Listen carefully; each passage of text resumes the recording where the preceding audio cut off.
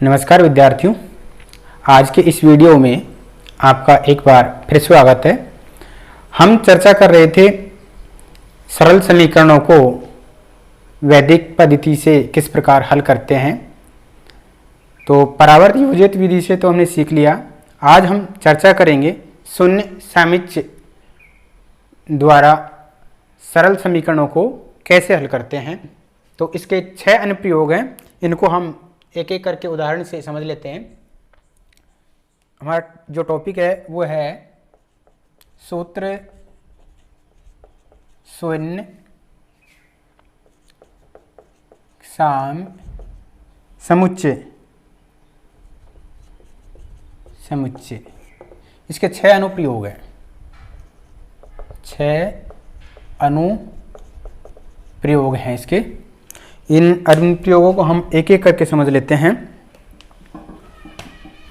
Number 1 अनुप्रयोग, प्रथम अनुप्रयोग।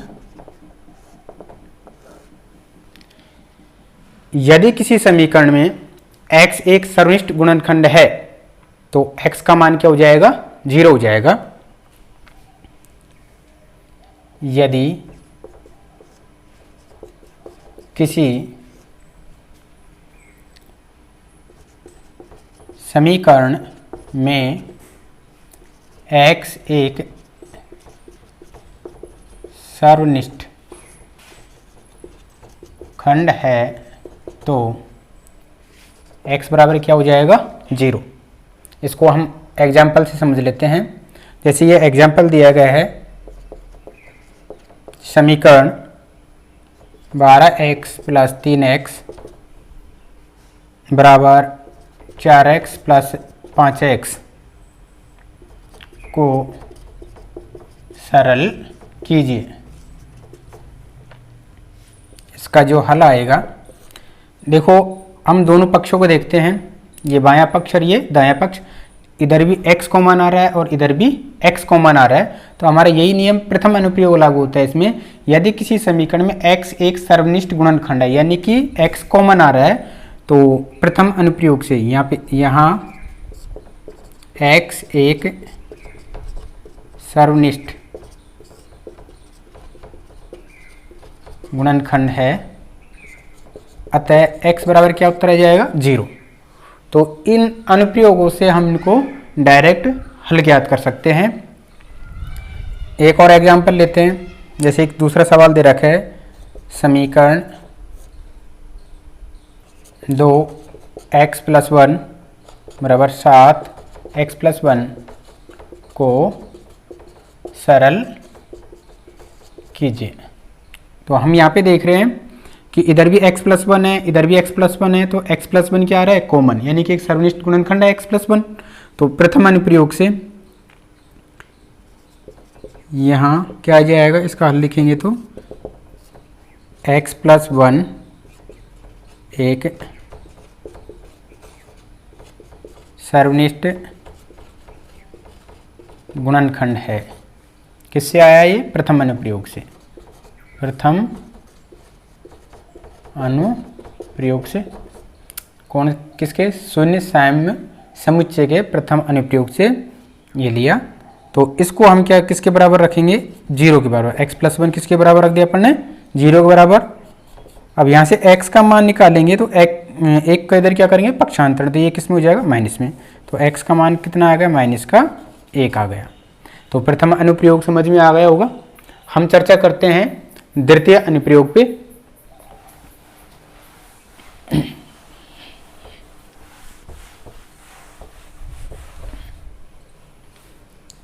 दूसरा अनुप्रयोग, द्वितीय अनुप्रयोग।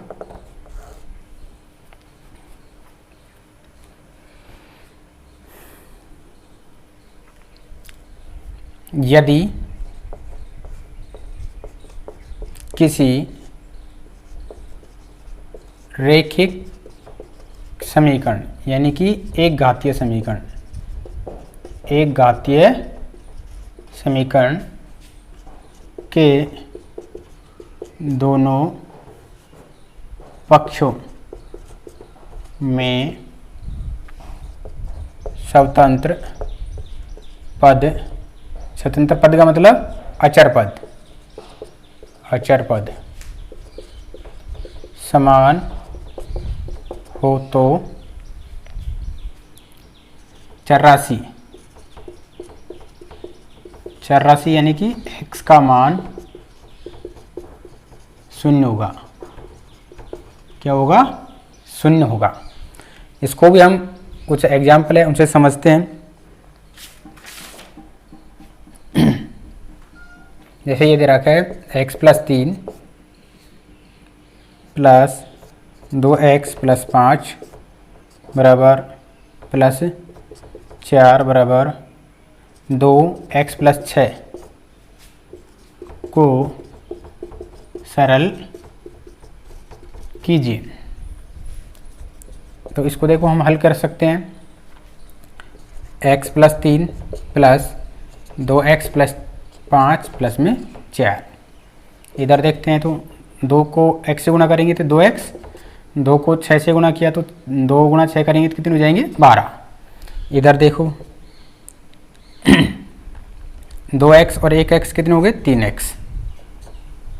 इधर देखते हैं 3 और 5 8 4 12, उधर 2x + 12। तो यहाँ पे हम देखते हैं इधर स्वतंत्र पद यानी कि इधर अचर पद कितना आ रहा है? 12। इधर भी अचर पद कितना आ रहा है? 12। तो इसमें द्वितीय अनुप्रयोग लागू हो रहा है कि अचर पद कैसा है? समान है। तो x का मान कितना प्राप्त हो जाएगा? 0 प्राप्त हो जाएगा। तो यहाँ स्वतंत्र दोनों पक्षों में, दोनों पक्षों में स्वतंत्र पद समान कितना है? वो 12। इसलिए x का मान कितना प्राप्त हो जाएगा? 0 प्राप्त हो जाएगा। एक और एग्जांपल देखते हैं इस पे।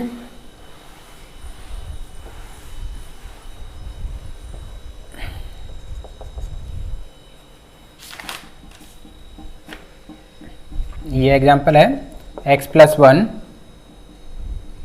मल्टीप्लाई x + 9 x + 3 और ये x + 3 को सरल कीजिए। ये दे रखा है।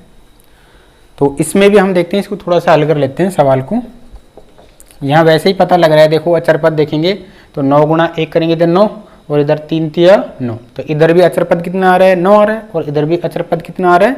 9 आ रहा है। यानी कि स्वतंत्र पद समान आ रहा है। इसलिए x का मान कितना प्राप्त हो जाएगा? 0 प्राप्त हो जाएगा। तो थोड़ा सा किसको हल कर लेते हैं। x गुणा x करेंगे तो x², x को इससे मल्टीप्लाई करेंगे तो 9x, फिर 1 को x से गुणा करेंगे तो x, फिर 1 को 9 से गुणा करेंगे तो ये 9। इधर भी हल कर लेते हैं। x को x से गुणा किया x², x को 3 से गुणा किया 3x, इसके बाद में 3 को x से गुणा किया तो ये 3x, और 3 को 3 से गुणा किया तो ये कितना आ गया? 9। तो x² + 9 ये कितने हो गए? 10x हो गए। इधर कितने आए? 9। यहाँ पे x² 3 और 3 कितने हो गए? 6x, और ये 9। अब यहाँ पे अपन देखते हैं अचर पद कैसा आ रहा है? समान आ रहा है। यानी कि स्वतंत्र पद कैसा आ रहा है? समान आ रहा है। तो ये शून्य सामिच्य के द्वितीय अनुप्रयोग से स्वतंत्र पद कैसे हो जाएगा? समान है तो x का मान 0 प्राप्त हो जाएगा। तो यहाँ दोनों पक्षों में स्वतंत्र पद समान, स्वतंत्र पद समान यानी कि 9। इसलिए x बराबर क्या आंसर आ जाएगा अपने पास में? 0। चर्चा करते हैं अपन तृतीय अनुप्रयोग पे।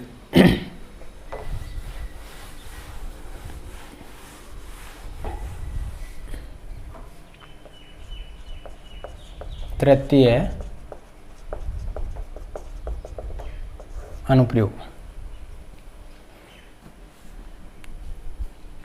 तृतीय अनुप्रयोग यह है, यदि किसी समीकरण में 2 पद हों, एक पक्ष में कितने पद हों? 2 पद हों, और उनका अंश कैसे हो? समान हो, तो उनके दोनों हरों को योग को 0 के बराबर रखने पर चर राशि का मान प्राप्त ज्ञात किया जा सकता है। यदि, इसको लिख लेते हैं, यदि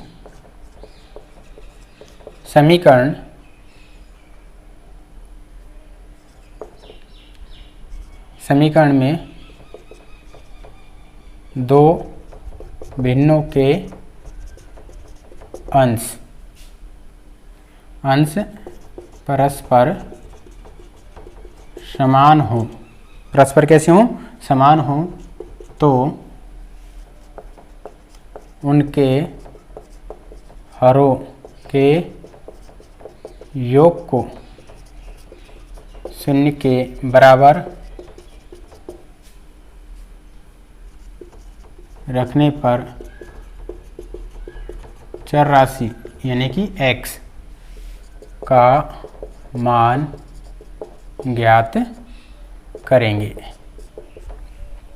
एग्जाम्पल देखते हैं अपन।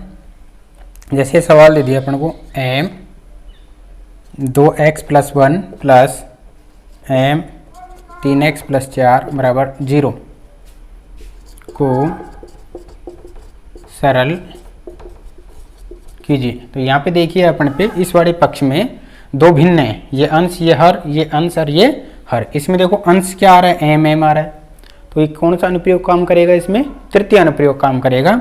तो इसका हल लिखेंगे, दोनों कौन से पक्ष में है, बाएं पक्ष में, बाएं पक्ष में दोनों भिन्नों के अंश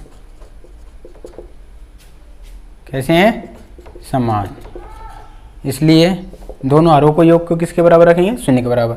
तो यानी कि हर कौन सा है, 2x + 1, इसको योग करेंगे 3x + 4, 3x + 4 और किसके बराबर रखेंगे, शून्य के बराबर रखेंगे। तो इसको हल कर लेते हैं। 2x और 3x कितने हो गए, 5x, 4 और 1 कितने हो गए, 5 बराबर में 0। पक्षांतरण कर देते हैं, 5 को इधर लेके जाते हैं, -5, तो x बराबर -5। जहाँ x के साथ गुणा होता है उसका क्या लग जाएगा, भाग लग जाएगा। इनको काटते हैं तो ये कितना आ जाएगा, माइनस का 1 क्या जाएगा, इसका आंसर आ जाएगा।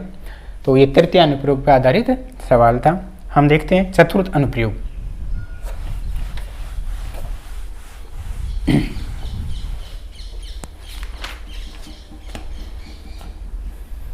चतुर्थ अनुप्रयोग,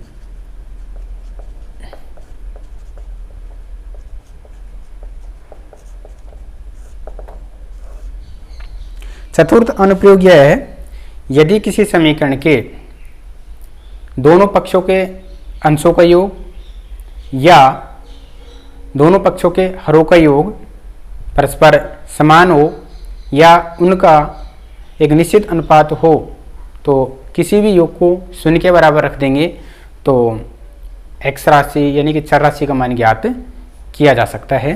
तो इसको हम लिख लेते हैं, यदि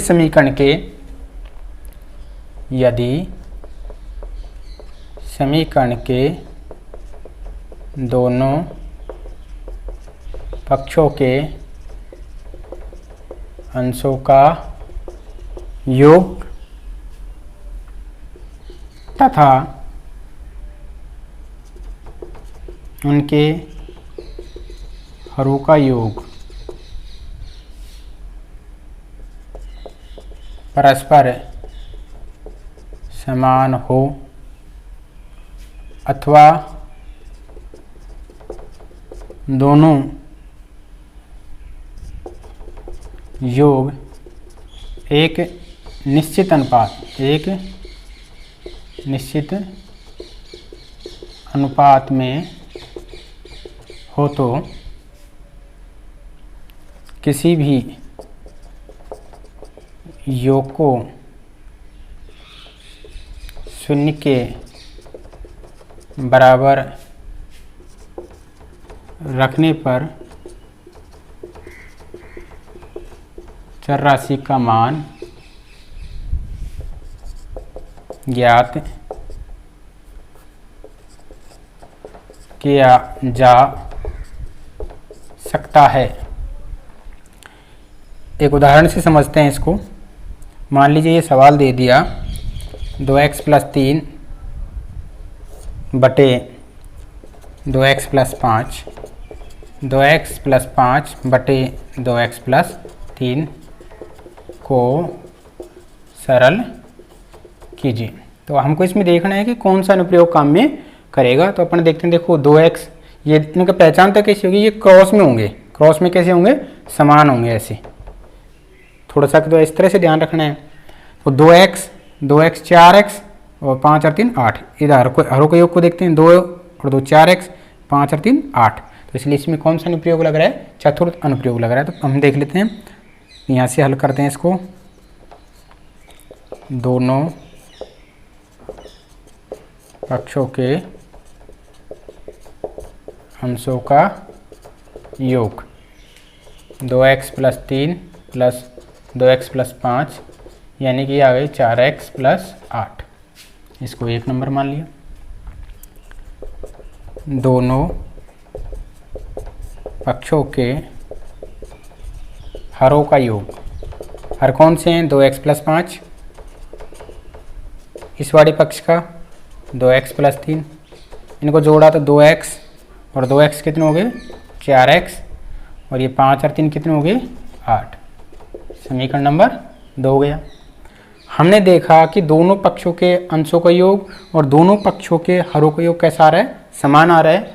तो इनमें से किसी भी योग को शून्य के बराबर रख देंगे तो ये आ जाएगा अपना x का मान आ जाएगा। तो समीकरण 1 व 2 से किसी भी योग को किसके बराबर रख देते हैं, शून्य के बराबर। चाहे तो ये वाला योग रख लो, चाहे ये वाला योग रख लो।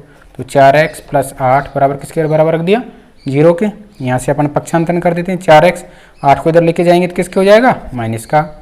यहाँ से x का मान निकालना है, इसलिए माइनस का 8, 4 इसके साथ में तो क्या लिख जाएगा, भाग। तो 4 का भाग 8 में दिया तो कितनी बार गया, 2 बार, किसके, माइनस का। तो x का मान क्या आ गया, माइनस के 2। एक और सवाल देखते हैं इस पर आधारित।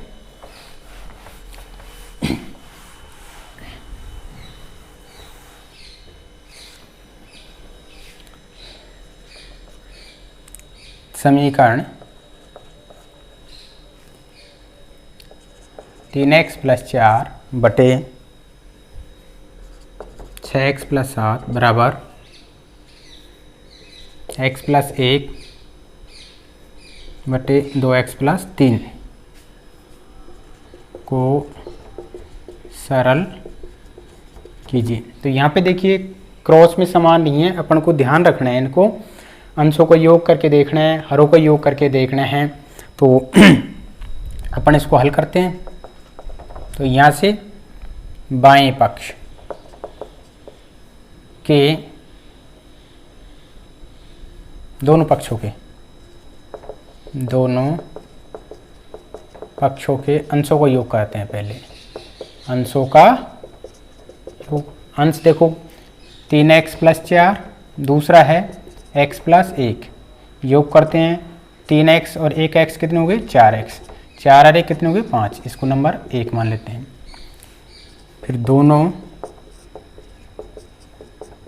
पक्षों के हरों का योग 6x plus 7 plus 2x plus 3, 6 और 2 कितने हो गए, 8x प्लस 7 और 3 कितने हो गए, 10। ये नंबर 2 हो गया। तो यहाँ पे देख दिए दोनों का योग समान नहीं आ रहा है, लेकिन एक निश्चित अनुपात आएगा। क्या आएगा, एक निश्चित अनुपात आएगा। तो अपन लिखते हैं योग क्रमांक 1 व 2 का अनुपात, इनका अनुपात निकालते हैं। तो देखो यहाँ से अनुपात देखते हैं, ये 4x, ये 8x, तो 4 एकम 4, 4 दूनी 8, यानी कि 1:2 बन रहा है। कितना बन रहा है, 1:2। यहाँ से देखिए 5 एकम 5, 5 दूनी 10, तो यानी कि 1:2, यानी कि एक निश्चित अनुपात बन रहा है। तो किसी भी योग को अपने किसके बराबर रख देते हैं, शून्य के बराबर रख देते हैं। तो इसलिए कोई सा भी योग, चाहे 4x प्लस 5 बराबर 0 रख दो, या 8x प्लस 10 बराबर क्या रख दो, 0 रख दो।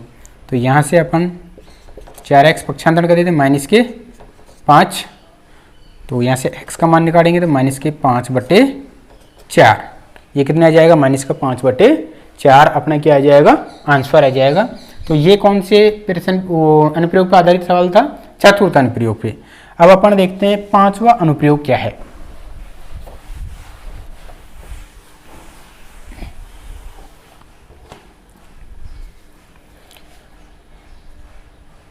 पंचम अनुप्रयोग।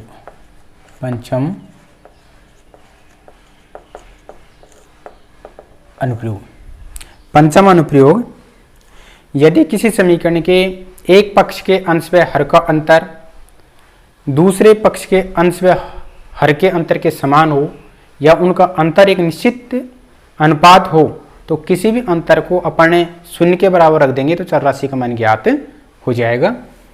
तो इस पर आधारित देखते हैं अपन। यदि किसी समीकरण के एक पक्ष मतलब है यानी कि बाएं पक्ष का और फिर दाएं पक्ष, एक पक्ष के अंश व हर का अंतर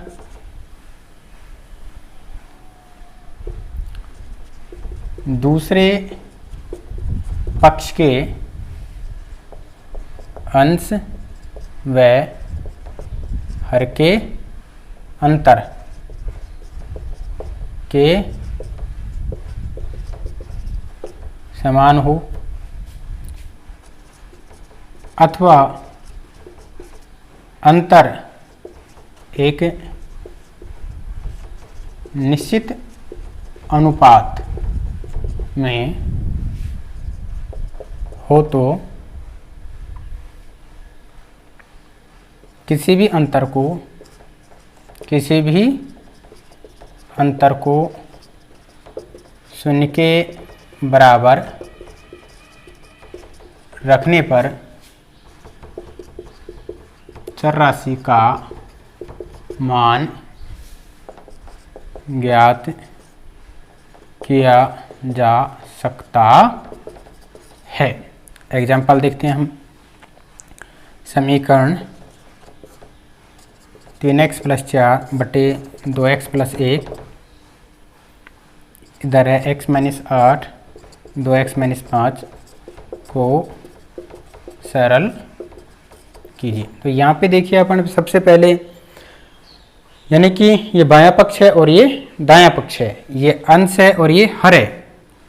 तो यहाँ पे अपन लिख लेते हैं हल। बाएं पक्ष के अंश व हर का अंतर। अब यहाँ पे देखना अपन को, ये देखो ये ऊपर वाला ज़्यादा लग रहा है तो इसमें से घटाएंगे। 3x + 4 माइनस क्या घटाएंगे 2x प्लस में 1, तो 3x प्लस में 4 या माइनस, ये माइनस के 2x हो जाएंगे, माइनस गुणा प्लस करेंगे तो माइनस का 1, घटा देते हैं इनको।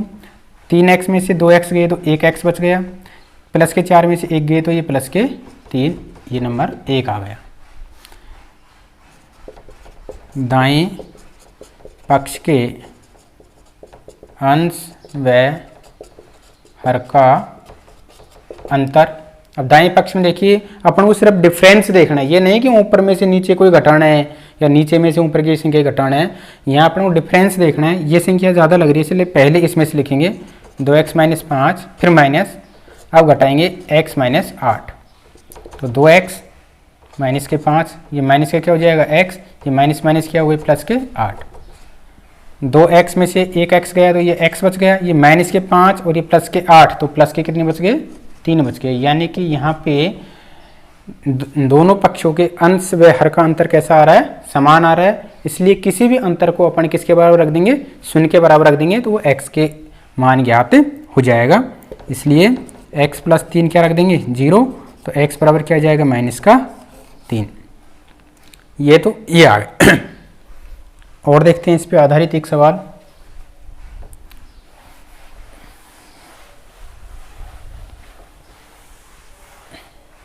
एक सवाल और देखते हैं इस पे।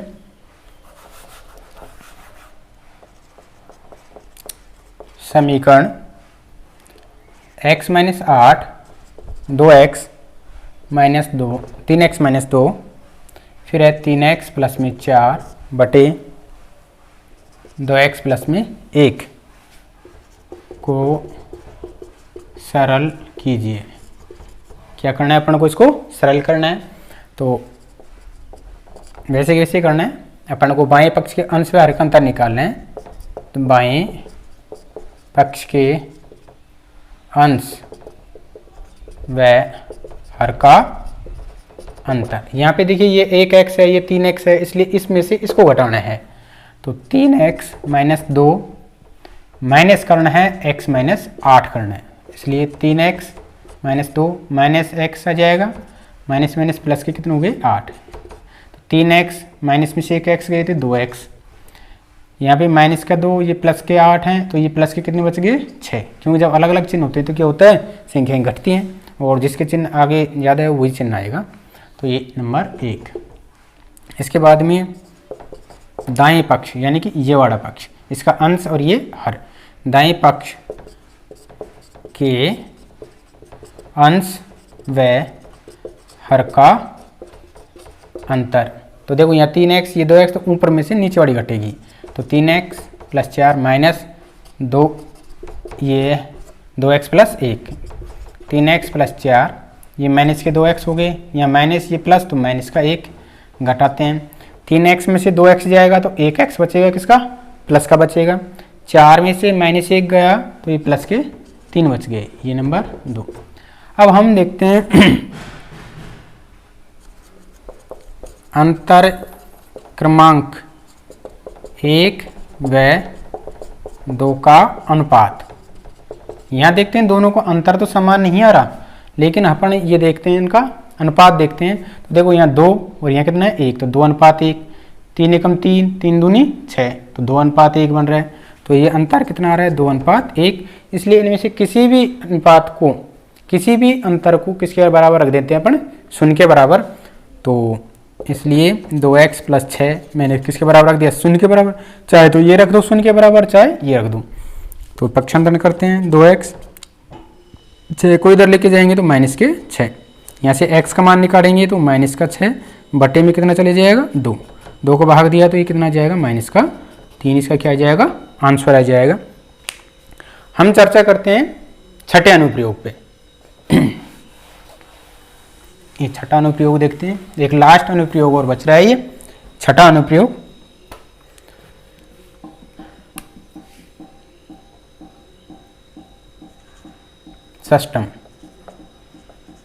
षष्ठम अनुप्रयोग। यदि इसमें क्या है, यदि किसी समीकरण में दो पक्ष हों, किसी समीकरण में प्रत्येक में कितने पक्ष हों, दो पद हों, और प्रत्येक का क्या होना चाहिए, अंश समान होना चाहिए। कैसा होना चाहिए, अंश समान होना चाहिए। और यदि उनका हरों का योग कैसा है, समान है, तो किसी भी योग को शून्य के बराबर रखने पर वो चर राशि का मान ज्ञात हो जाएगा। तो उसको लिख लेते हैं, यदि किसी समीकरण में, यदि किसी समीकरण के प्रत्येक पक्ष में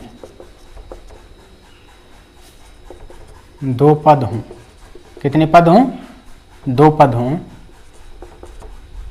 और प्रत्येक पद का अंश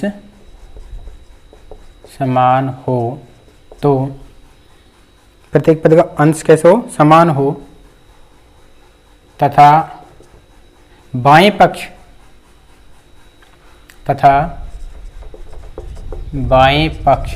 व दाएं पक्ष के हरों का योग समान हो, तो किसी भी योग को शून्य के बराबर रखने पर चर राशि का मान ज्ञात किया जा सकता है। एग्जाम्पल देखते हैं, ये समीकरण दे रखा है, x plus 7 plus x plus 9 x plus 6 plus 1/x plus 10। इसमें अपन को किसका मान निकालना है? x का मान निकालना है। तो पहले तो पहचान आनी चाहिए। देखो अपन ने ये बोला था यदि किसी समीकरण के प्रत्येक पक्ष में कितने पद होने चाहिए? 2 पद। तो एक पद ये हो गया, दूसरा पद ये हो गया। ये दायां पक्ष है, इसमें भी एक पद ये हो गया और दूसरा पद ये हो गया। तो यहाँ पे अंशों का योग कितना आ रहा है? समान आ रहा है। देखो यहाँ भी एक, यहाँ भी एक, यहाँ भी एक और यहाँ भी एक। तो हमें हरों का योग करके देखते हैं। तो यहाँ पे लिखते हैं अपन बाएं पक्ष के हरों का योग। बाएं पक्ष ये है, इसका हर कितना है? x प्लस 7, ये कितना है? x plus 9। तो x और x कितने हो गए? 2x, 9 और 7 कितने हो गए? 16। नंबर 1। दाएं पक्ष के हरों का योग।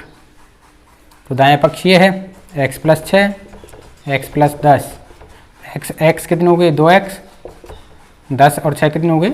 16। देखिए बाएं पक्ष के हरों का योग और दाएं पक्ष के हरों का योग कितना आ रहा है? समान आ रहा है, इसलिए किसी भी योग को शून्य के बराबर रख देंगे। तो 2x प्लस 16 बराबर 0।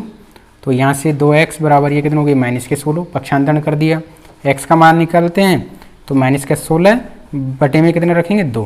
तो ये कितना आंसर आ गया? माइनस का 8। क्या आ गया? अपना आंसर आ गया। तो धन्यवाद विद्यार्थियों। आज के इस वीडियो में हमने इतनी सारी जानकारी ली। इन सवालों की प्रैक्टिस कीजिए। धन्यवाद।